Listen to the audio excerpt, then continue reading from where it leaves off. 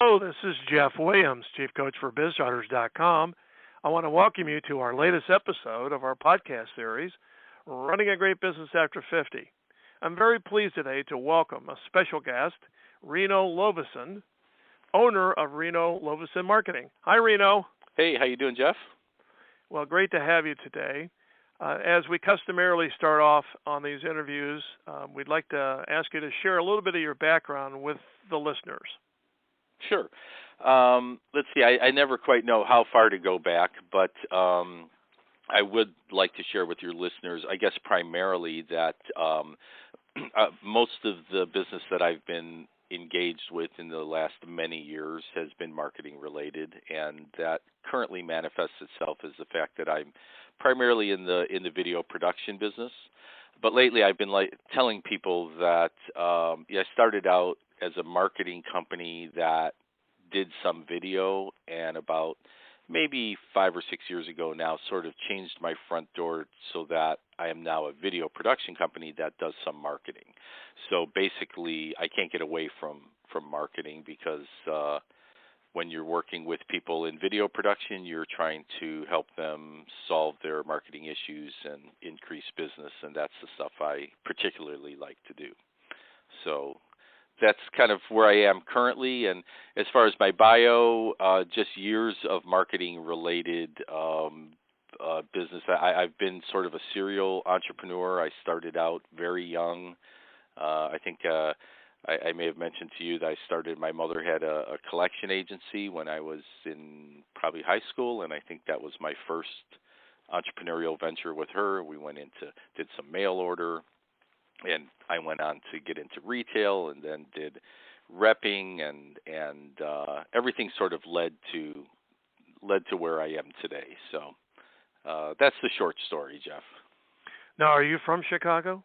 I am. I grew up on the south side, and I lived in the Pullman area for a while, which is a historic area of Chicago that recently got historic designation, and moved to South Shore, went to high school in Hyde Park. So, yeah, I have a long history in Chicago.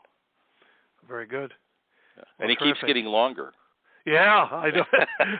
I know what you mean. Yeah. Well, let's talk a little bit first about this whole topic of small business marketing. It's Sure. different than corporate That's what I marketing. love to talk about. Yeah. 'Cause, I spent 18 years in corporate marketing. I'm an MBA guy who was trained to do that, and quite honestly, in corporate marketing, you waste a lot of money and a lot of resources. You just throw it around.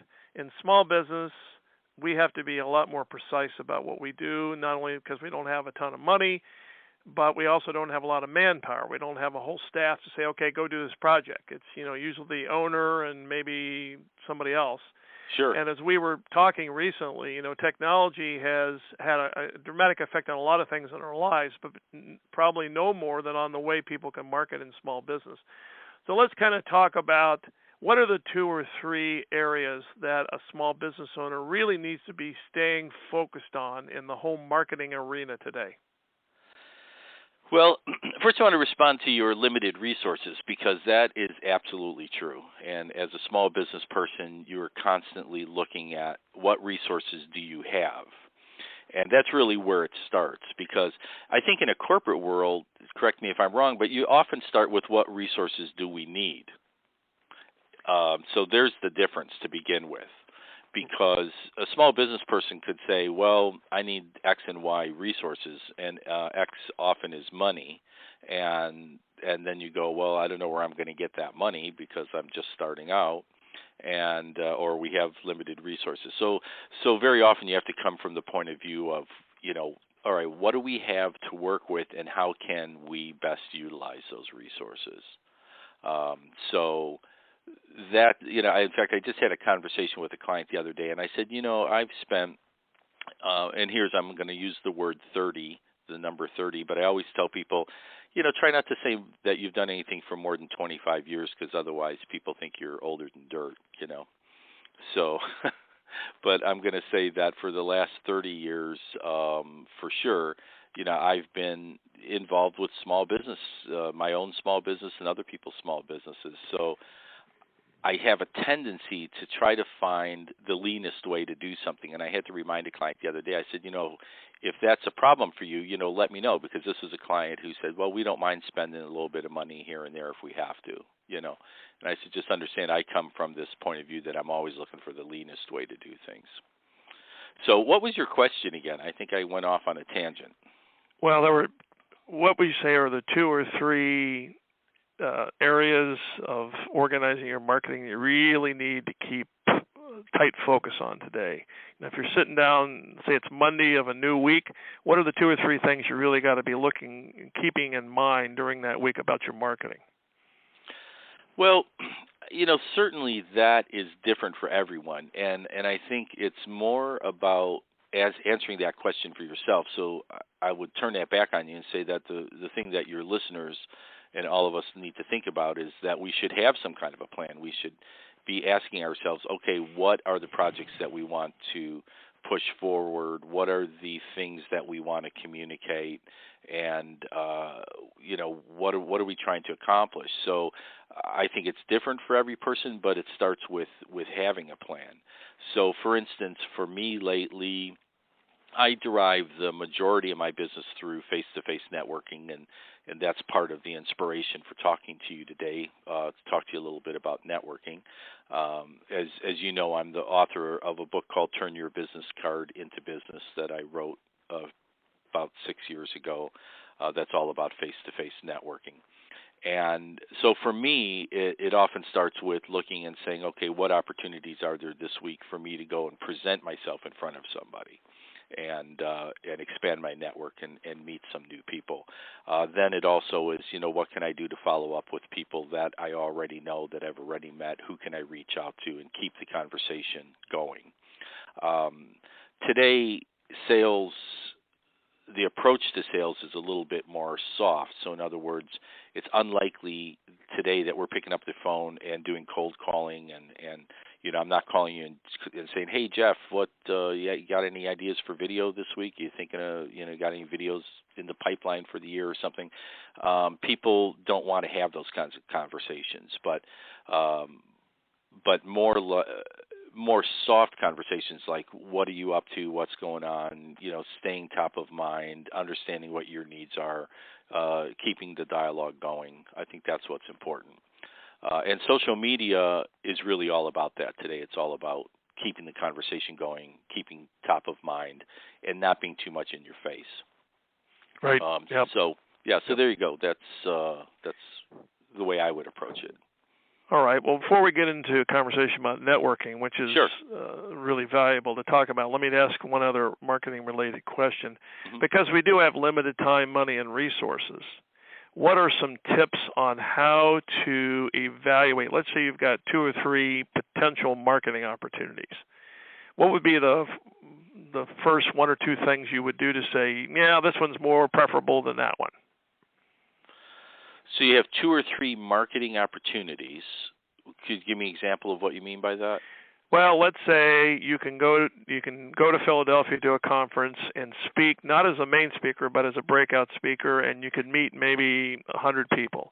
Number 2 is you can spend 20 hours working on a new information product and try to get a draft done in the next week or 2. And number 3 might be a friend recommended that you call somebody who might be a good connection for you. How do you evaluate where to put your time there? Yeah, I think what comes to mind immediately for me is to look at the potential return on investment, or ROI, as people like to say. So you're going to say I like to just say where you're going to get your best bang for your buck. So and whether that quote unquote buck is $1 or whether it's 5 hours of your time, where are your resources best allocated? So I think you always have to be asking yourself that question, so, and it's not always that easy either. So I would say you have to do your best to try to evaluate that. And then secondly, you have to see, well, how can I kind of multitask and maybe do all those things? I mean, the 3 things you mentioned, to me don't seem particularly mutually exclusive, because on your way to the conference you could be, if you're flying there, you could be, working on the other project, and when you're in the cab you could be making that follow-up phone call. So time management and return on investment, I think you need to analyze those things. Very good. All right. Well, let's talk about networking. Networking, in some regards, has kind of been misdescribed in recent times. People think this is, going to a Chamber of Commerce social event and working in the crowd for an hour and a half where everybody's trying to sell everybody else. But there's many different other kinds of networking today. Tell us more about the modern day form of networking. Well, I'll tell you, I guess what I could speak to is my vision of networking, and hopefully that fits into the quote-unquote modern day vision. Although I'm at odds at times with some people, and also, that's a function, since we're talking, primarily to an over 50 crowd, within your podcast here in your particular clientele that you work with, I would say that we tend to bring a whole lot more experience and information to what we do, and so our perspective sometimes is a little bit different. But I would say that the thing that people forget about networking is about building a network. It's not about meeting people. It's not just about the act of meeting people. So the idea of network is to increase your sphere of influence. So that's the core part of it. And then so you should be asking yourself, how can I increase my sphere of influence? And that starts with the people who are closest around you. And then the networking part, this is the thing that I think people sort of forget about. The networking part is that I want to reach into your network. So here's an example. As we're doing it this minute, all the things that we've talked about are things that you and I have actually participated in consciously and unconsciously, let's say, in the last few weeks. You and I are in, let's say, not constant contact with each other, but we're periodically touching base, right? So what happened recently is, I think maybe I reached out to you and I said, hey, Jeff, what's going on, and let's talk. And then that led to, why don't you appear, be a guest on my podcast? And now I'm here, and we're talking together, and we're renewing our acquaintance and information about each other and learning more about each other, and you are introducing me to your network. That's what we want to have happen. And that's what networking, that's the essential part of networking, is that it's not about the one-to-one relationship between, in this case, you and I, even though we have a one-to-one relationship, we've done business with each other. It's also about me being part of your network and you being part of my network, which means that we would refer each other and that we would expose each other to the people that we know. Right. When I was trained many, many years ago in sales, the whole emphasis was on the selling event. Exactly, and that's what we're getting away from that. Go ahead. Mm-hmm. And salespeople used to be kind of uncomfortable about what to do in between selling, because every customer has a cycle to their purchase. Mm-hmm. I mean, there are some things, food items that you're buying every week or maybe twice a week, but most of us, a typical purchase occurs no more than every 6 months and maybe every couple of years in the corporate world. Yeah. And I remember being a young salesman and thinking to myself, well, okay, I sold this customer what they immediately said they wanted, but they've already told me they're not going to buy again for a year. Well, what do I do in between? Right. And in the old days, you would just largely ignore them. You would just exactly. You would go on to the next one because you were cold calling crazy. Well, today that's not the situation. The situation is, I don't want to just have a selling event with you. I want to have an information sharing relationship with you, and that's what you're talking about here. And that's where social media comes in to a certain extent. I mean, you can. Oh, absolutely. Well, exactly. Now, and here, that's a good segue into my sort of approach to networking. and what I picked up on from what you just said is I want to talk about making an initial encounter and then following up with that person, okay? And that's where social media comes in.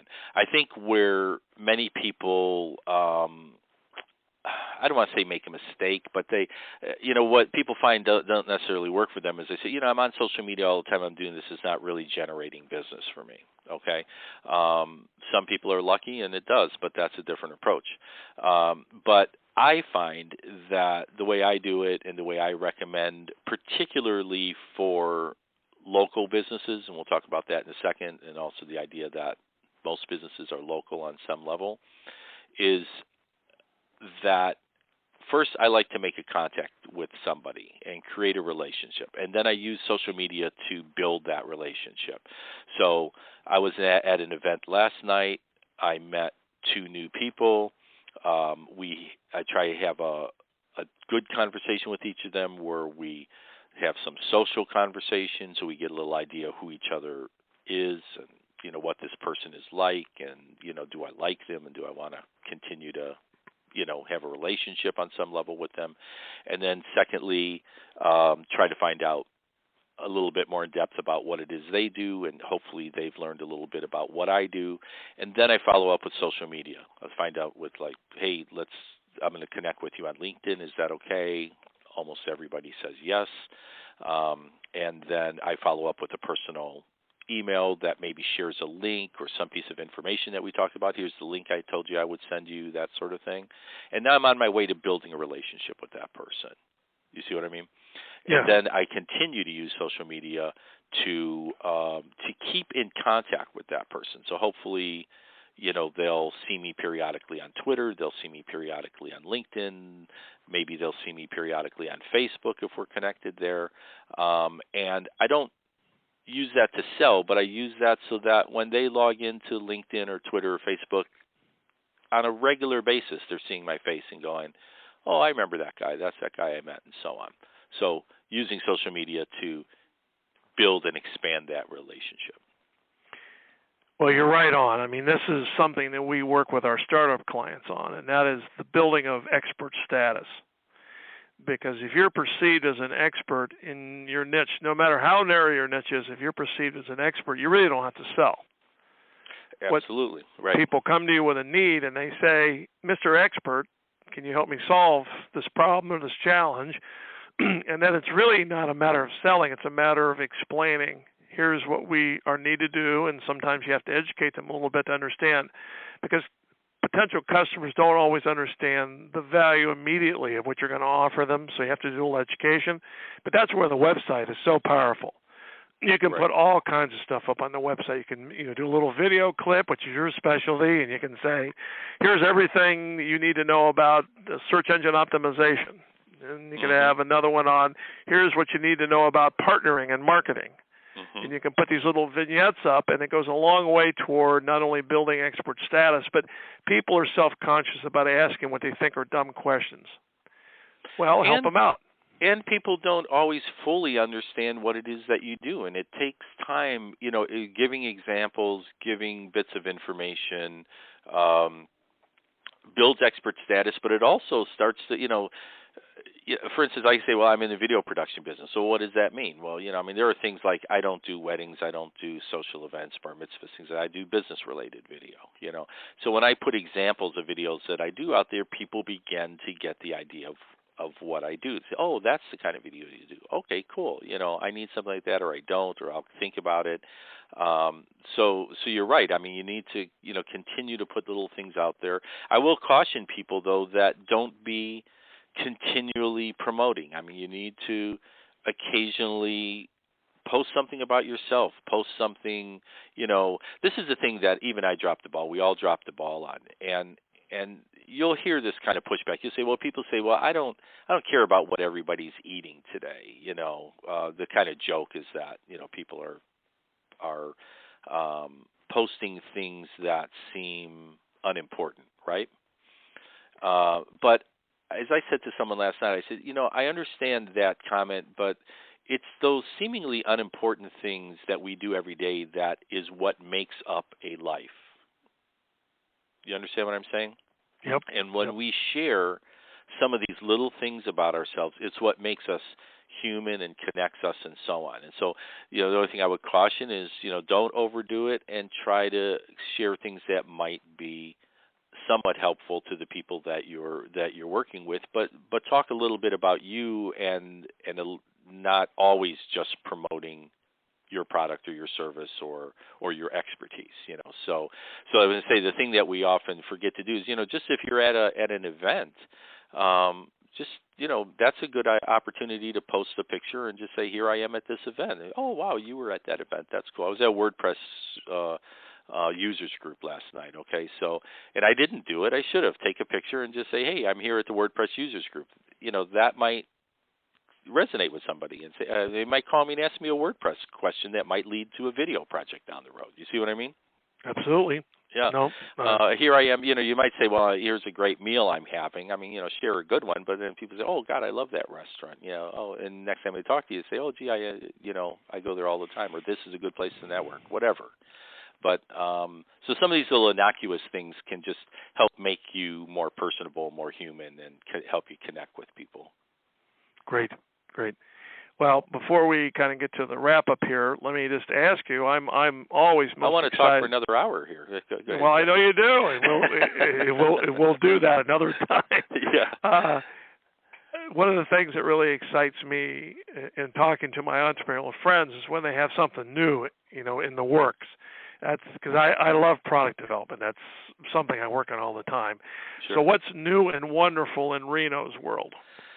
Oh gosh, the two things that the year kicked off with right now is, and it's funny that you said that product development. I also love that too. So I had done, and I'm sort of a little bit more free to talk about this now because I was involved in some product development with a client. But back in November, just 3 or 4 months ago, I did 3 videos for a client, and after we finished the videos, we were talking about this, and they mentioned a product that they had that was an older model of the one that we had done, and anyway, I came up with an idea how we can rejuvenate that product, and we've been developing it for the last 3 months now, and as of yesterday, I saw the first one all put together and ready to go out the door, and we took a picture of it, and we've got 3 corporate clients who are going to test it for 2 months, and then we're going to unveil it after that. So that's kind of exciting,